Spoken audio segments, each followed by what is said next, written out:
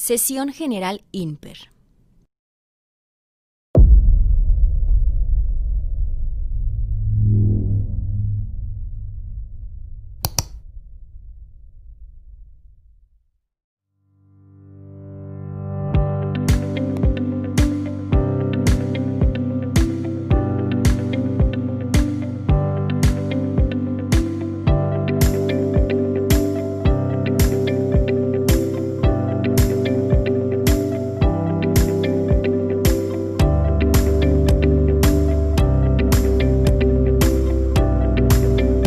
Bienvenidos. Comenzamos.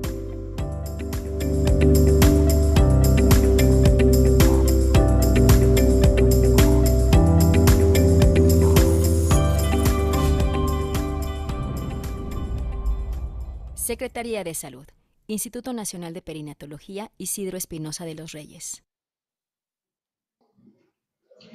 Buenas tardes, sean todas y todos bienvenidos a la sesión general del día de hoy. A nombre de la doctora Ana Cristina Arteaga Gómez y de la directora general del instituto, y de la doctora Viridiana Gorbea Chávez, directora de Educación en Ciencias de la Salud, vamos a ver el tema trombosis venosa profunda en el embarazo, la cual estará a cargo del doctor Samuel Vargas Trujillo.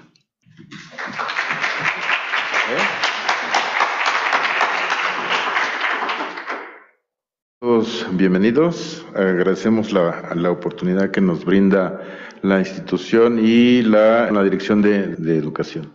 Entonces, el tema de hoy va a ser trombosis venosa profunda en el embarazo. En realidad, el nombre correcto debe ser enfermedad tromboembólica en el embarazo y en el puerperio, porque son las dos partes en donde surge o puede haber este riesgo trombótico. Entonces, nuestra agenda es, yo me voy a concentrar en lo que es la introducción. Vamos a ver un poco de fisiopatología y algunos detalles recientes que han salido.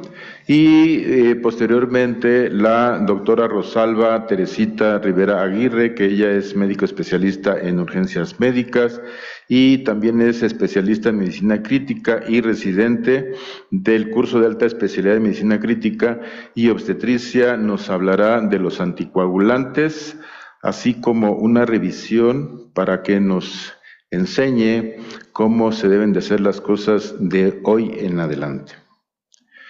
Entonces, el impacto que hay en la población de una enfermedad tromboembólica es cuando estamos o está la paciente antes del parto, es de 1.2 por 1000 recién nacidos vivos, con un intervalo de confianza de 1 a 1.4. En México hay de 1 a 8 casos por 1000 personas por año, y en el posparto es de 4.2 por 1000 personas por año, que con un intervalo de confianza de 2.4 a 7.6. Como ven, sí es importante esta estadística.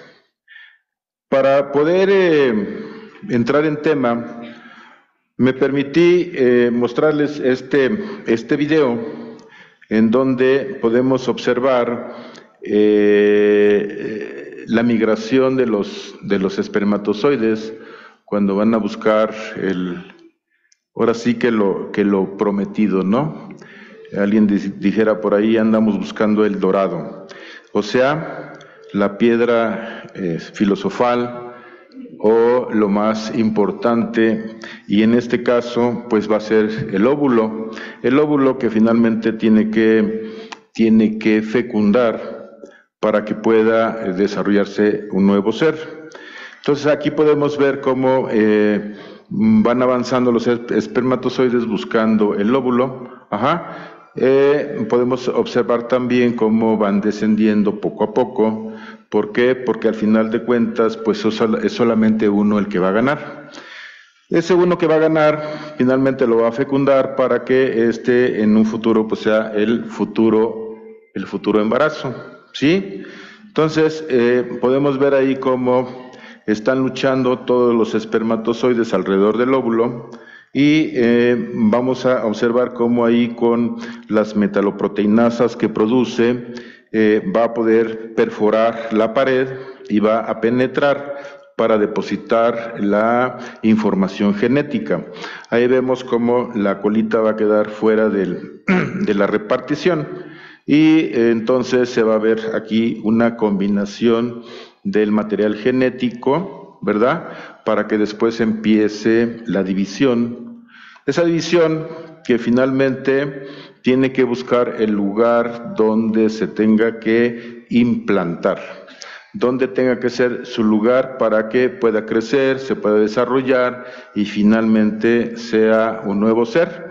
Entonces aquí podemos observar cómo ya encontró el lugar en donde se está empezando a implantar. Cuando se empieza a implantar, podemos ver cómo rompe. Va a romper ese tejido, o que es el endometrio, ¿sí?, para poder empezar a desarrollarse y poder continuar con lo que es el embarazo. Cuando este fenómeno se suscita, entonces aquí va a haber muchos cambios sustanciales que de cierta manera corresponden al área o la especialidad de hematología.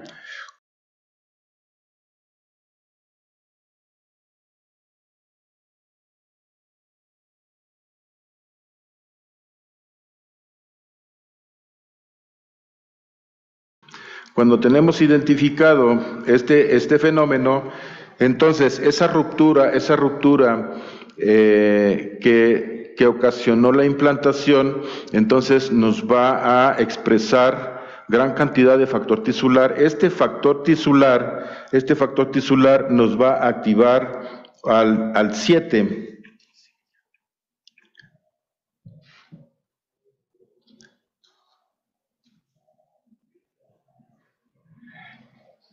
Sí, ese factor tisular nos va a activar al factor 7 y con eso entonces vamos a tener la activación de la cascada de la coagulación. Inicialmente va a ser en la vía extrínseca y simultáneamente se activa la vía intrínseca para llegar a la vía común y después generarse todo lo que es el fenómeno de la coagulación. Entonces, estos fenómenos ya sabemos que existen, ya sabemos que se van a suscitar y esto generalmente lo vamos a esperar en el día 7 o 8 de la implantación, de tal suerte que en ese tiempo yo ya espero que empiece a haber cambios para que los podamos ir vigilando y los podamos ir revisando y poder ir tomando decisiones en un momento que se nos salga de control esa fisiología del embarazo. También tenemos que estar muy presentes de que la bioquímica que sucede en el embarazo, sí, a través de un endotelio estable. Cuando el endotelio estable trabaja bien, entonces tenemos una buena cantidad y una buena estimulación de la trombomodulina que va a generar trombina. Esta va a activar a la proteína C. La proteína C lo único que está esperando es a su cofactor. Su cofactor es la proteína S. Una vez que el cofactor da la instrucción a la proteína C para que empiecen a trabajar, entonces entre ambos van a desactivar al factor 5 y al factor 8. Una vez que los desactivan, entonces la coagulación está bajo control. En el embarazo sucede exactamente lo contrario. En el embarazo hay una depresión sustancial de la proteína S de hasta un 60%. Si quitamos el embarazo, esa deficiencia o esa disminución del factor de la proteína S, estaríamos ante un caso que pudiera ser una trombofilia. En el embarazo no es así, es algo normal en donde la proteína S desciende. Al descender, entonces no tenemos una desactivación apropiada del 5 y el 8, y entonces estos factores no van a estar activados como naturalmente existen. Bioquímicamente tenemos estas irregularidades o estas modificaciones propias del embarazo que al esperarlas, pues necesitamos conocerlas para que sepamos que cambió su coagulación. También tenemos que comprender y que entender que la anatomía es muy importante en el embarazo, porque cuando vemos la circulación, vemos que la vena ilíaca izquierda, esta vena ilíaca izquierda naturalmente va a estar comprimida o la va a estar comprimiendo la arteria ilíaca derecha. Este fenómeno lo que está provocando es una éstasis o una lentitud en la circulación. Esa lentitud más los cambios moleculares, los cambios sustanciales de las proteínas de la coagulación, entonces nos van a generar un riesgo trombótico. ¿Sí? Cuando el producto va creciendo, entonces va a oprimir. Y al oprimir esta vena, entonces podemos pensar en que el embarazo simula una tríada de Birkhoff. La tríada de Birkhoff originalmente es una tríada de una trombosis patológica. En el embarazo se asemeja porque el embarazo, por esta compresión de estas venas, de esta vena, entonces enlentece la circulación, ¿sí? El daño endotelial que sufrió a la hora de la implantación y los cambios que se generan de las proteínas de la coagulación, entonces generan un estado hipercoagulable. Y entonces esta tríada de Birkhoff es algo semejante en el embarazo. La diferencia es que la tríada en el embarazo es temporal. Eso es lo mejor, ¿sí? Cuando hablamos un poquito de los orígenes, cuando hablamos un poquito o nos empezamos a introducir acerca de explicarnos por qué se trombosó, entonces hay 1000 mecanismos. El embarazo solito lo puede generar. ¿Cuál es la diferencia de una trombosis en un embarazo y una trombosis en una persona no embarazada? En un embarazo, si la compresión es del lado izquierdo, entonces yo espero que las pacientes trombosadas son frecuentes y son del lado izquierdo, ¿sí? Es algo como muy cotidiano que aprendimos en estos lugares de maternidad o de atención de embarazos de alto riesgo.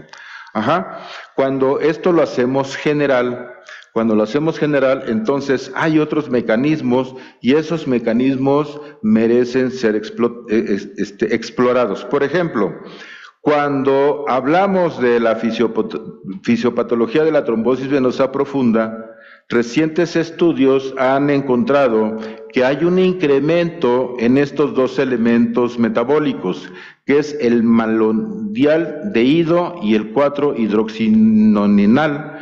Estos dos se han identificado como marcadores de lesión oxidativa. Esta lesión oxidativa va a estimular a la célula endotelial. La célula endotelial tiene que estar estable, tiene que tener todos sus elementos completitos para que no se descontrole y entonces no se genere alguna enfermedad, en este caso la trombosis venosa. Cuando la célula endotelial tiene estas irregularidades, entonces las vesículas que va a producir la célula endotelial va a atraer al factor de von Willebrand y a la selectina P.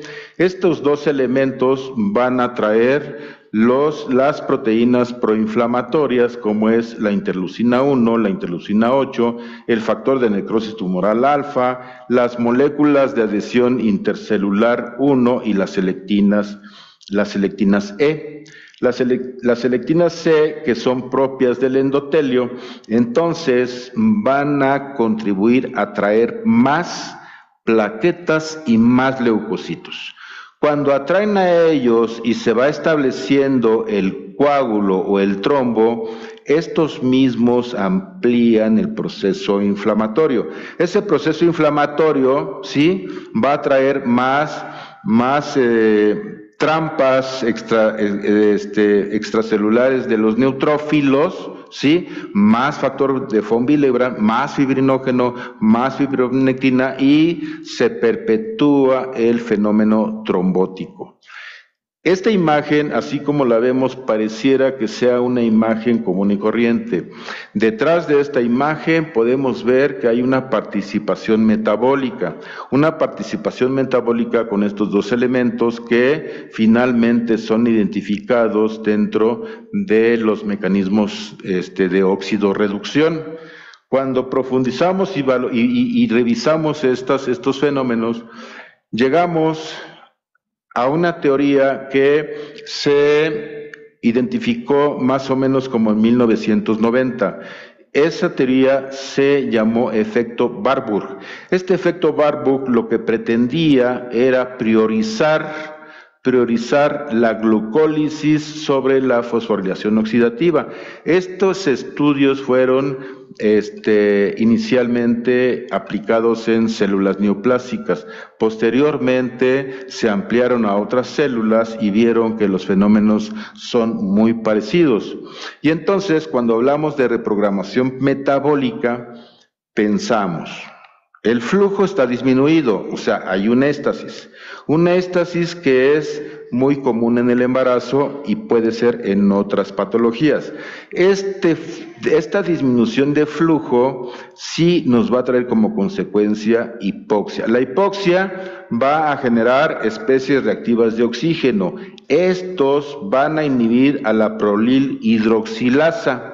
La prolil hidroxilasa, ¿sí?, va a hacer un acúmulo del factor inducible por hipoxia 1-alfa. Va a estimular los transportadores de glucosa, o sea, los receptores GLUT3 y GLUT1. Estos van a abrir los espacios y va a haber más absorción de azúcar.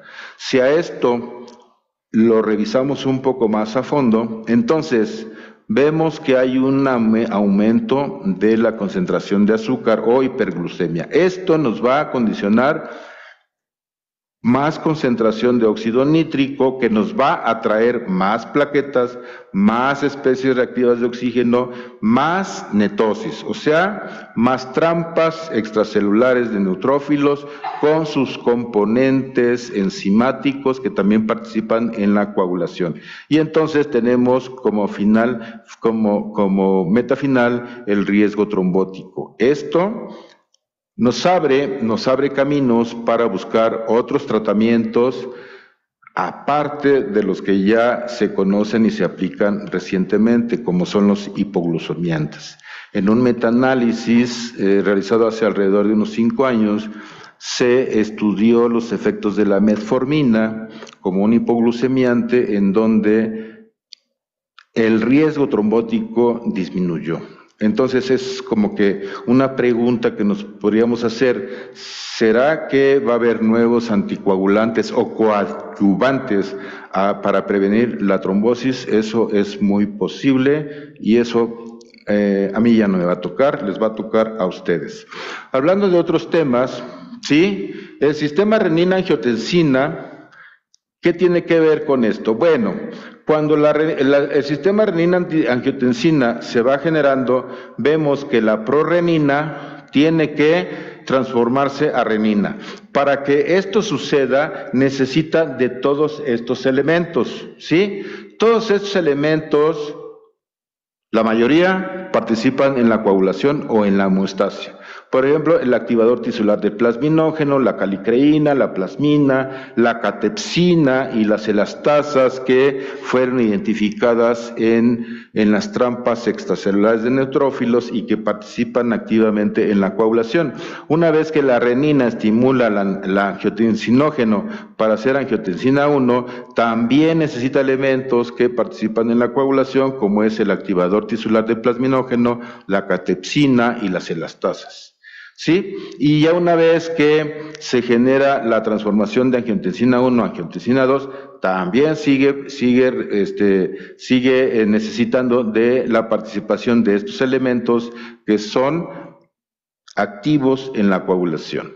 Entonces la hemostasia en el embarazo participa de manera muy activa, siempre empezando en el día 7-8, ¿sí? Recientemente se le han identificado más efectos, más funciones de la hemostasia, no solamente en el embarazo, sino en otras circunstancias, ¿sí? Y a eso se le llama doble hit. ¿Doble hit qué es? Es que la hemostasia participa primeramente en la coagulación, que ya tiene aproximadamente un siglo de estudiada, y la otra recientemente, hace no sé, unos 5 años, en donde también tiene actividad en la función endotelial. Esta función endotelial nos va a llevar a efectos o fenómenos de angiogénesis, de migración, proliferación y estabilidad celular. Este doble hit, entonces, lo podemos identificar de manera general o alrededor del endotelio, en donde todos ellos, ¿sí?, con sus respectivos receptores, al final de cuentas, van a llegar para ser componentes de la membrana endotelial, ¿sí? Y participar en su permeabilidad, en su proliferación, en la migración, en fenómenos angiogénicos y en ese montaje de la matriz extracelular. Y para esto pues se necesita un equilibrio en donde todos los elementos estén completitos. Si todos los elementos están completitos, entonces yo tengo un endotelio en donde los efectos proangiogénicos y antiangiogénicos nos van a llevar a una buena permeabilidad. Si hay algo que falla aquí, entonces mi permeabilidad se va a perder y entonces puede surgir la enfermedad. Lo mismo pasa con la coagulación. Si tenemos un equilibrio, vemos ahí la balanza en donde nos está señalando que debe de haber un equilibrio, una estabilidad para que todo funcione, ¿sí? Y si una vez que el coágulo se forma y se tiene que deshacer, entonces estamos hablando de que hay un equilibrio y no pasa nada. Pero ¿qué sucede cuando las cosas se empiezan a complicar? Se empiezan a complicar por alguna razón, ¿sí? Y esa razón en esta institución o en el área que yo ejerzo, entonces se nos presentan con eventos trombóticos a propósito del tema de lugares inhabituales. Si la compresión de la vena izquierda o la vena ilíaca izquierda es la más frecuente por la anatomía, por la bioquímica y por el desarrollo del embarazo, entonces yo espero que las trombosis en esta institución sean más frecuentes del lado izquierdo. Cuando se presentan en un lado que no es el lado izquierdo, entonces yo estoy hablando de que son regiones inhabituales, regiones sospechosos o sospechosas en donde yo tengo la obligación de buscar otras causas y no echarle la culpa al embarazo. En la imagen que ustedes tienen al frente, entonces vemos cómo hay una trombosis cerebral, ¿sí? Hay una trombosis cerebral aquí con una resonancia magnética en donde lo estamos viendo en una trombofilia. Una trombofilia es una desregulación de la coagulación. Esa desregulación de la coagulación, entonces, inminentemente me va a llevar a un evento trombótico. Ese evento trombótico, entonces, yo tengo que clasificarlo, yo tengo que ubicarlo y tengo que establecer si la culpa la tiene el embarazo o es otra cosa. En este caso, yo tengo un evento trombótico en el sistema nervioso central que no corresponde a lo habitual, que es la ilíaca izquierda, ¿verdad? Entonces se me sale de toda la sospecha clínica para que yo le pueda echar la culpa al embarazo y entonces yo pienso que es otra cosa. Puede ser por alteraciones metabólicas, como lo reciente que se está explorando, o puede ser alguna alteración de plaquetas, o puede ser alguna alteración de factores de la coagulación, o puede ser alguna disregulación de la coagulación. Y entonces pienso en las trombofilias. Las trombofilias son muchas, son varias, hay que identificarlas unas a otras. porque al final de cuentas son alteraciones de la coagulación, ¿sí? Y de estas, una vez que yo tenga el diagnóstico correcto, entonces yo tengo ya el tratamiento. Y no solamente voy a estar cuidando el embarazo, sino voy a estar cuidando prácticamente todo. Entonces yo tengo que hacer el protocolo para establecer si es una trombofilia o si es alguna otra cosa. Pero recientemente, si ya identificamos y ya están bien establecidas las trombofilias, aquí tenemos una lista como es la mutación del factor 5 Leiden, la mutación del gen de la protrombina, la deficiencia de proteína C, S, la deficiencia de la antitrombina o una de esas entidades que se comportan como trombofilias, que no precisamente es una trombofilia y que corresponde al síndrome de las plaquetas pegajosas.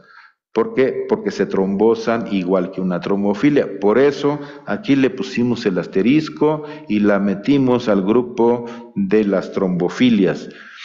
Recientemente hemos ampliado el perfil de trombofilias y hemos buscado algunas cuestiones moleculares. De estas cuestiones moleculares, los SNPs o los polimorfismos nos han dado más información de la que ya teníamos, ¿sí?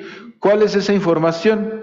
Hablábamos de cómo se involucra la angiotensina en estas cuestiones de la coagulación. Bueno, pues vamos a ver aquí que hay dos genes de la angiotensina, ¿sí? Con sus cambios en sus nucleótidos.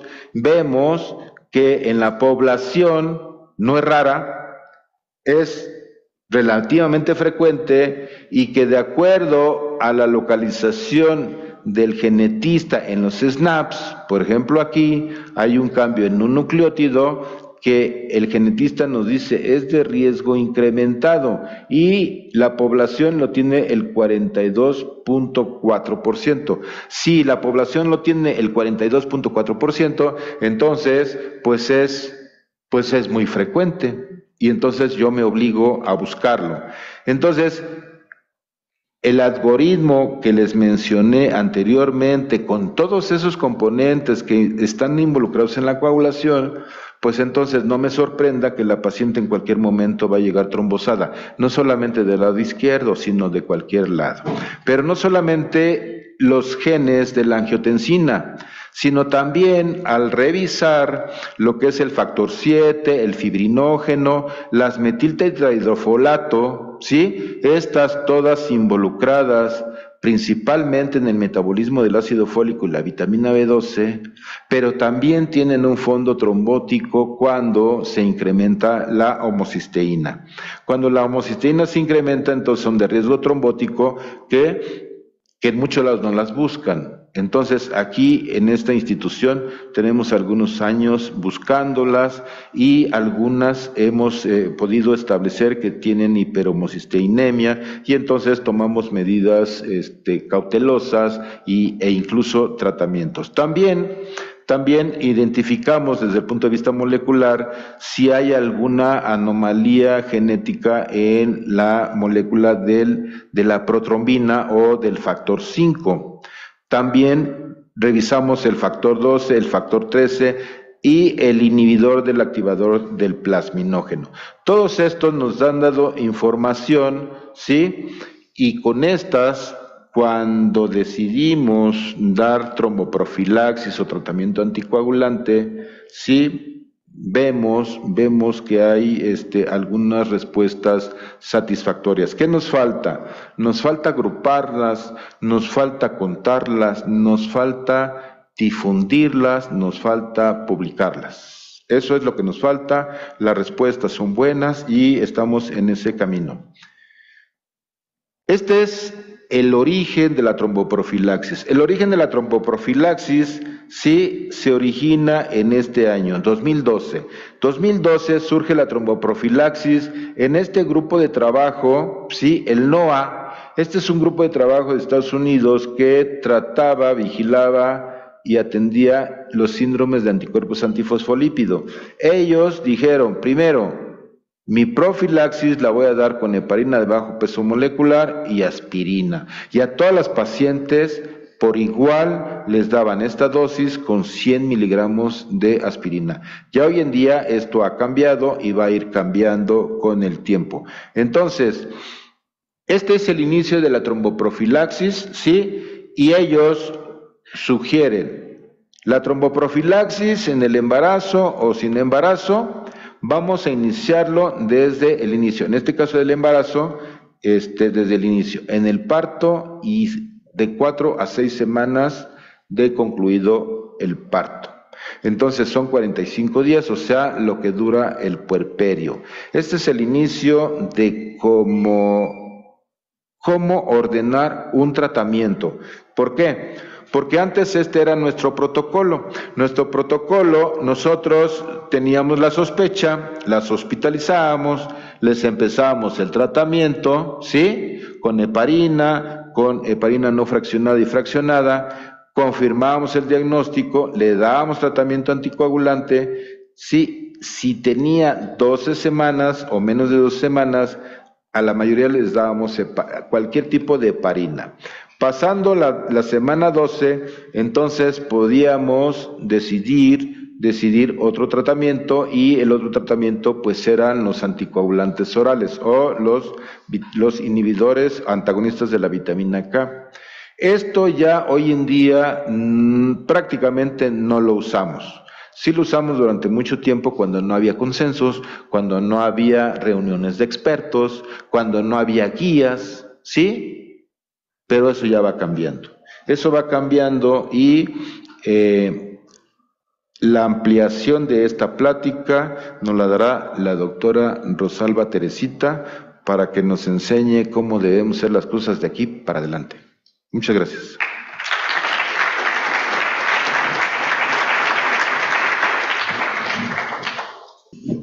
Bueno, muchas gracias.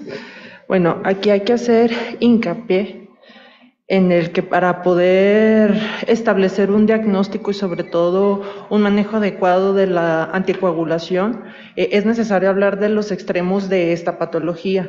Entonces, por ende, hay varias guías internacionales y locales que nos ayudan a determinar sobre todo cómo seguir esos protocolos de forma adecuada para poder pues manejar o dar un tratamiento óptimo. De las diferentes guías internacionales, pues tocamos la SOMANS, que son de las guías de Nueva Zelanda, también la de trombosis de Canadá, también vamos a hablar un poquito de las guías, pues en general de la ACO y las guías italianas. Entonces, para poder hablar de estos extremos, pues podemos determinar que la enfermedad tromboembólica en el embarazo y en el puerperio, pues el extremo inicial que ya habló el doctor Vargas es la trombosis venosa profunda, pero vale la pena mencionar la tromboembolia pulmonar. En general, pues esta patología junto con la hemorragia obstétrica, sepsis y los trastornos hipertensivos del embarazo se encuentra entre las principales causas de mortalidad, morbilidad materna, la cual pues establece que en general pues, se presenten 1 a 2 casos por cada 1000 embarazos. En sí, la tromboembolia pulmonar, pues esta va a tener una prevalencia de 1 a cada 1000 a 3000 casos. La forma más grave o en la que tenemos que hacer hincapié es en la que se clasifica en un alto riesgo, que es la que va a dar una presentación de inestabilidad hemodinámica secundario a una afectación de las cavidades derechas, y esta va a tener una alta tasa pues, de hospitalización y por ende también una mortalidad mayor del 50%.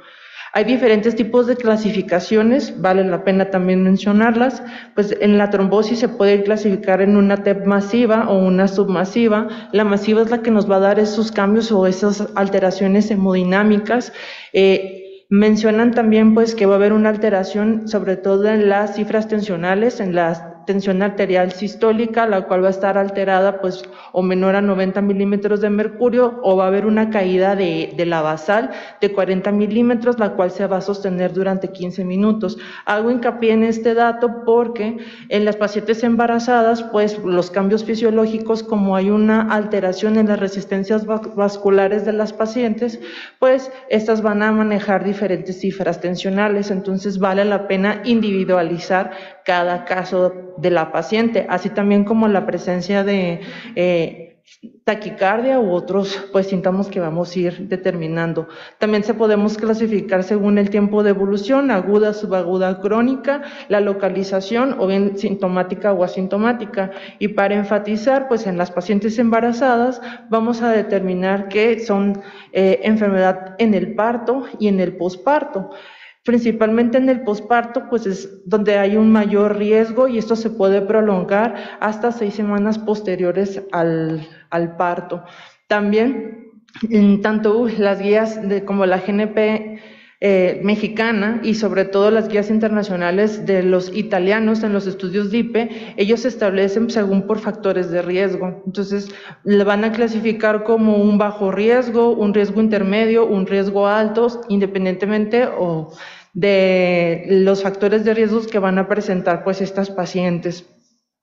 Ya me mencionó el doctor, pues los cambios fisiológicos del embarazo van a estar presentes lo que es la triada de Virchow, que pues vale la pena también hacer un poco de énfasis, y en los factores de riesgo según las guías en general, pues vamos a ver que las pueden dividir en congénitas y adquiridas. En las congénitas, pues también mencionó el doctor, hay deficiencia del factor 5 de Levin o factor de la proteína CS antitrombina, que pues también es un cambio que se produce durante el embarazo, y del adquirido, pues desde cirugías mayor, el abordaje de catéteres venosos centrales.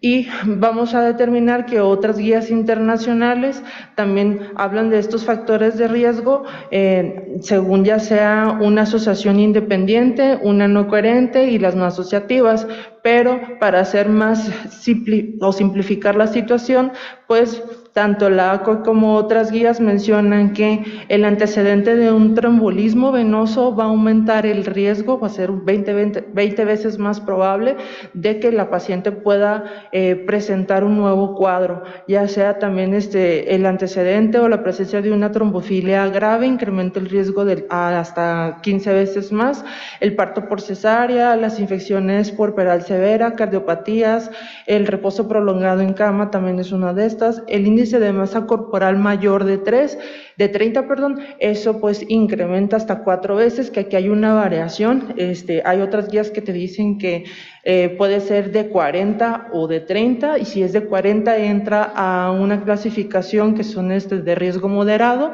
y las clasificaciones ya de 40 pues un riesgo más alto. También la edad materna va a incrementar el riesgo, mayor de 35, la hiperemesis gravídica, el parto múltiple, la presencia de preeclampsia, tabaquismo y pues las varices preexistentes. Entonces, tanto la Royal College como la Sociedad de Tórax, la ACOC y la Sociedad Hematológica, las EX, pues ellos respaldan estos antecedentes, ¿no?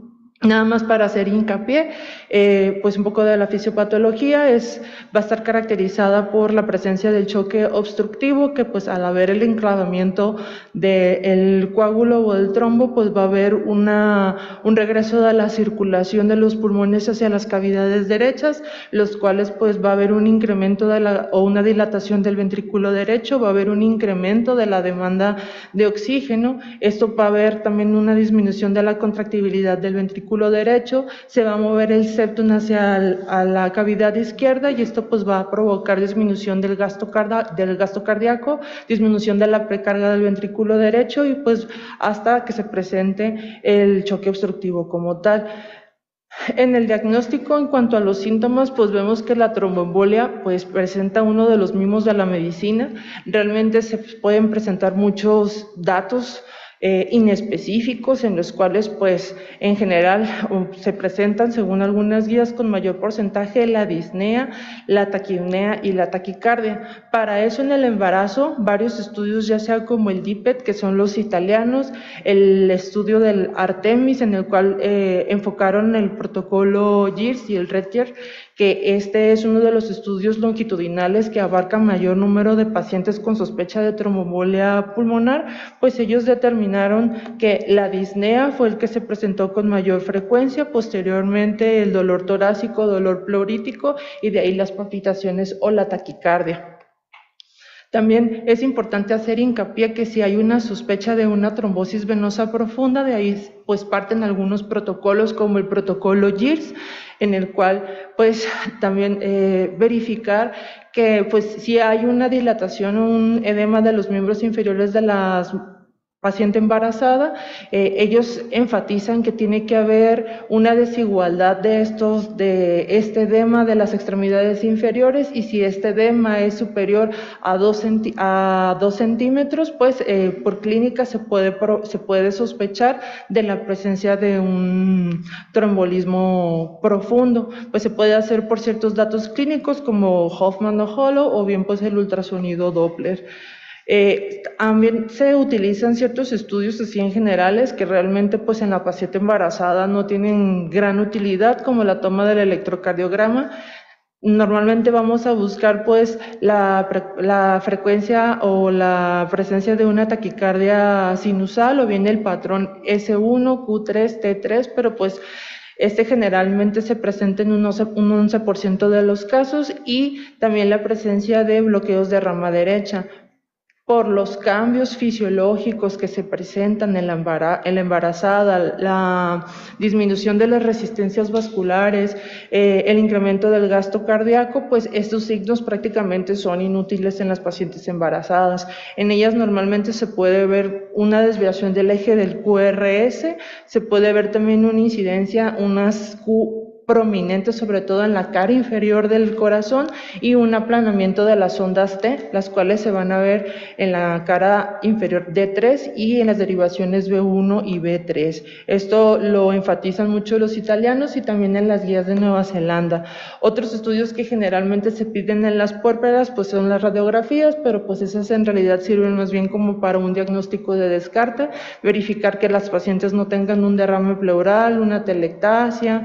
También pues hay ciertos en los libros pues que mencionan algunos datos como la joroba de Hampton, que pues es la presencia de ahí del enclavamiento, sobre todo en las trombosis submasivas, en las cuales pues se puede ver ahí la radiopesicidad y la presencia pues del trombo, y eso nos va a dar ciertos síntomas como tos o irritación pleural que pues va pues a presentar la paciente. Otros más atípicos son el signo de Fleischer o bien el signo de Westermarck, pero pues son signos que pues realmente tampoco no los vamos a ver. Ahora bien, de las escalas para poder pensar en la probabilidad de que la paciente tiene una tromboembolia pulmonar, está la escala de Ginebra, la cual hay una adaptación que es la escala de Ginebra modificada al embarazo. En pues se utilizó un estudio multicéntrico prospectivo en el cual se tomaron 395 mujeres, las cuales había una sospecha de una embolia o una trombosis pulmonar. Se descartaron obviamente ciertos ítems que no pues podían participar para este tipo de pacientes, como era la edad. Se quitó la edad de 65 años y la frecuencia cardíaca también se modificó, y se quitó la presencia de cáncer. Ellos, a través de una curva de ROC, pudieron establecer varias variables pues cuantitativas, las cuales trataron de definir como un umbral óptimo entre los rangos de edad y el rango de frecuencia cardíaca, y pues ellos determinaron ese rango entre los 40 años y una frecuencia cardíaca arriba de 110 latidos.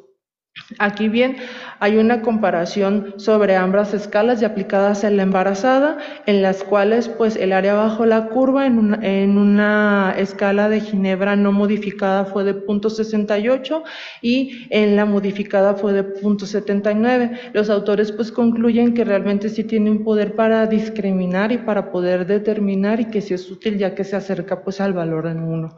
También pues mencionaron que la distribución de estos pacientes, la gran mayoría o el gran porcentaje tuvo una prevalencia en un alto riesgo y fue un 61.5%. Ellos también todavía establecen que pues sí es útil, pero como son realmente estudios prospectivos y no hay muchos estudios multicéntricos, falta todavía realizar más estudios para poder utilizarla como la escala GIRS, con cierta o mayor confianza, ¿no? Entonces, aquí también vamos a hablar pues del estudio o el ensayo Artemis, el cual es el de los Países Bajos. En pues hacen hincapié, usaron el protocolo GIRS, en el cual pues incluyeron 498 mujeres y el objetivo era reducir la necesidad de realizar estudios de imagen, sobre todo angiotomografías, para evitar la exposición de radiación en las pacientes embarazadas, en las puérperas y pues también en el bebé, ya que supuestamente refieren que ciertos valores de los 100 miligrays son necesarios para que se presenten alteraciones fetales o bien pues otras malformaciones congénitas o alteraciones en la coagulación del bebé. Y en el caso de las puérperas, pues también para promover la incidencia en el cáncer de mama.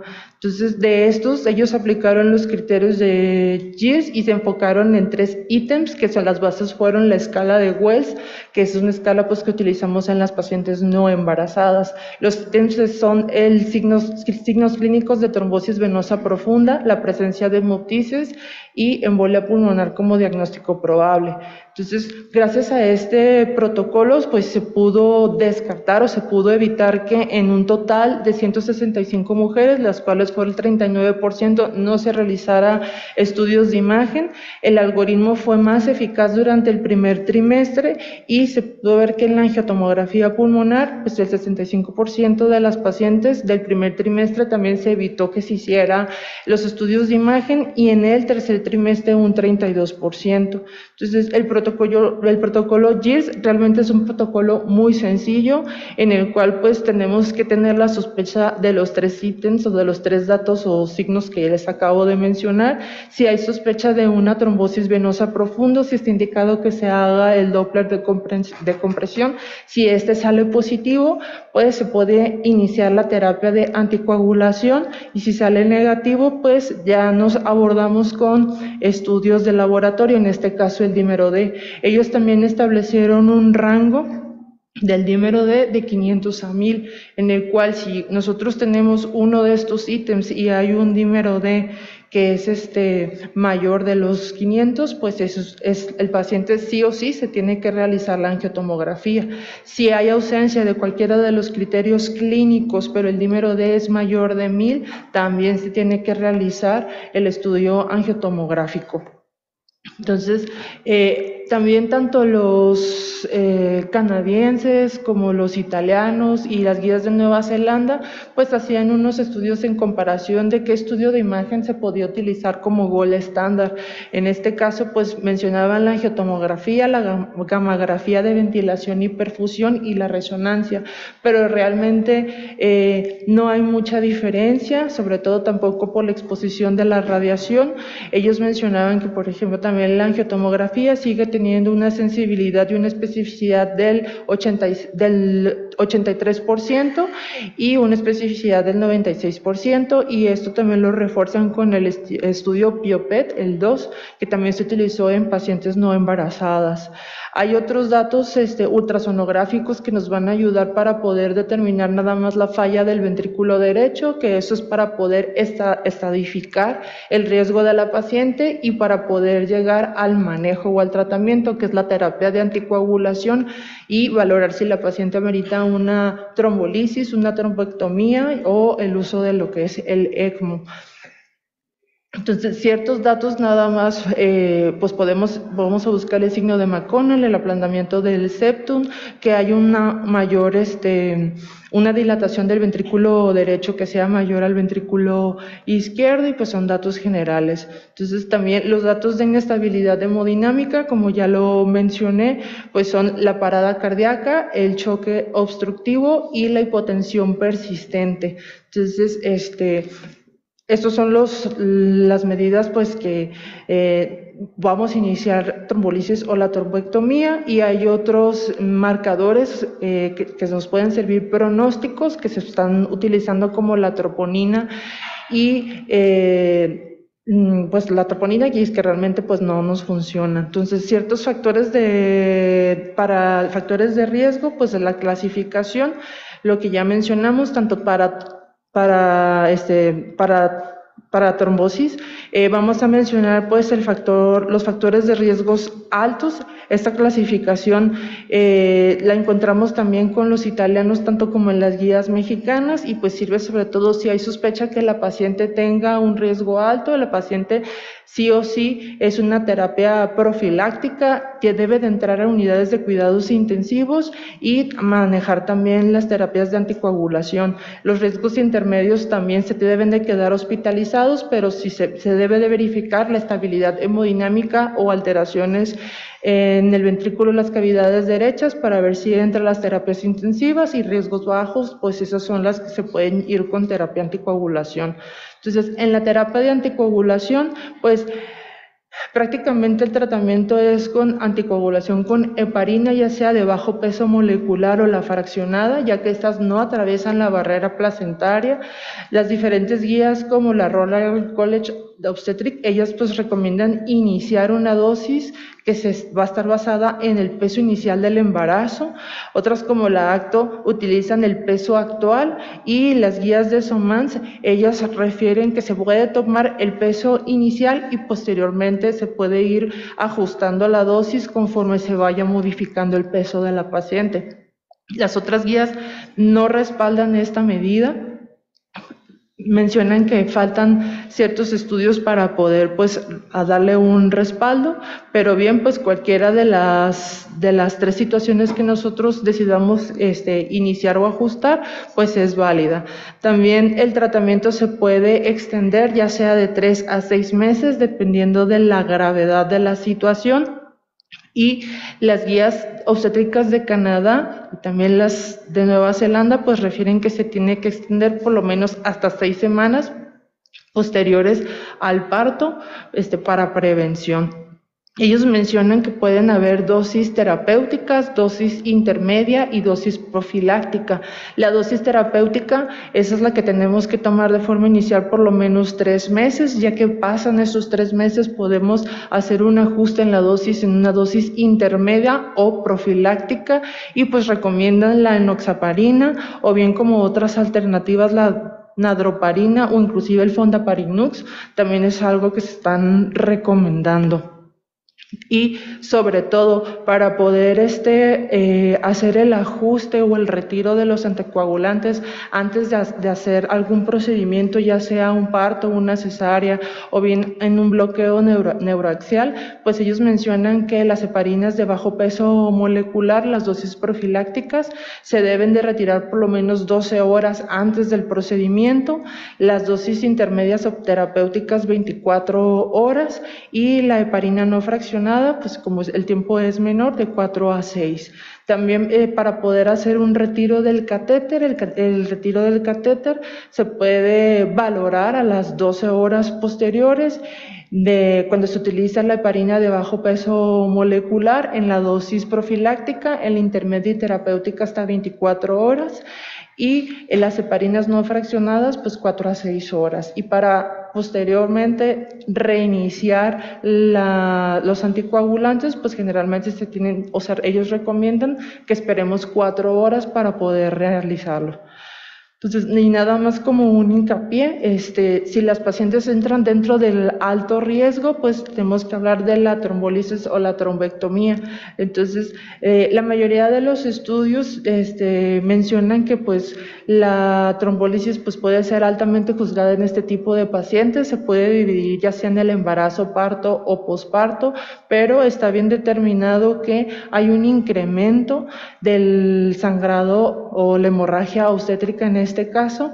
En las pacientes embarazadas se incrementa un 18% y obviamente pues en las pacientes con parto hasta un 58%. Ellos mencionan que si no hay alguna otra medida u otra posibilidad se puede considerar la trombólisis, pero es necesario primero individualizar el caso, valorar si la interrupción del embarazo y por ende valorar la posibilidad de una embolectomía. para pues un manejo más seguro para la paciente, ¿no? Y evitar este tipo de complicaciones. También pues nada más para determinar cuando hay una estabilidad hemodinámica, si está establecido valorar el uso de ECMO, la cual pues podría mejorar y para poder despriorizar lo que es la circulación pulmonar y las cavidades del lado derecho y pues ayudar también para una estabilización de la paciente. Entonces, estos son diferentes estudios o diferentes guías, pero aún mencionan que pues faltan más estudios o estudios metaanálisis que pudieran pues reforzar estas teorías, ¿no? Pues eso sería todo por mi parte.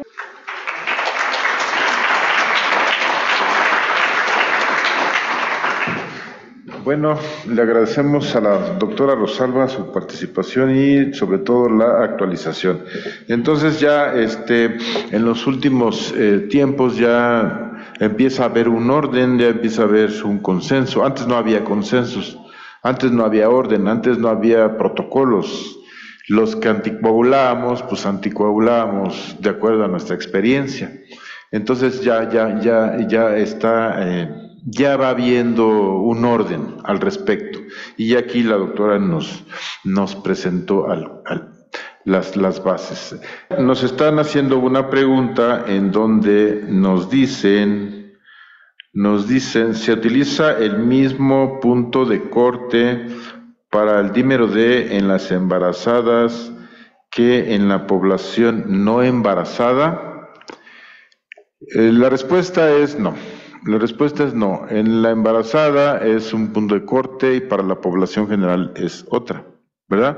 Entonces, para la población general el punto de corte es de menos de 500. Para la embarazada generalmente es el dímero D va cambiando de acuerdo al trimestre, pero de manera general el dímero D esperamos que se incremente en un 50% más del corte basal, que son 500, es decir, son 800, pero puede invariablemente ir cambiando. En el segundo trimestre puede subir hasta 1000, en el tercer trimestre puede subir hasta 1500, ¿sí? Si se sale de todo contexto aquí, entonces las terapias anticoagulantes como una medida preventiva pues están bien aplicadas. Ajá. Entonces, los consensos dicen que la cantidad emergente o la cantidad riesgosa es 4 veces más del basal, es decir, 5 por 4, 20 serían, a partir de 2000 ya estamos hablando de algo riesgoso. Ajá. Entonces, esa sería la respuesta a la pregunta. Dice la pregunta, riesgo para embarazadas sobre trombosis cerebral por el estado de coagulación de la misma.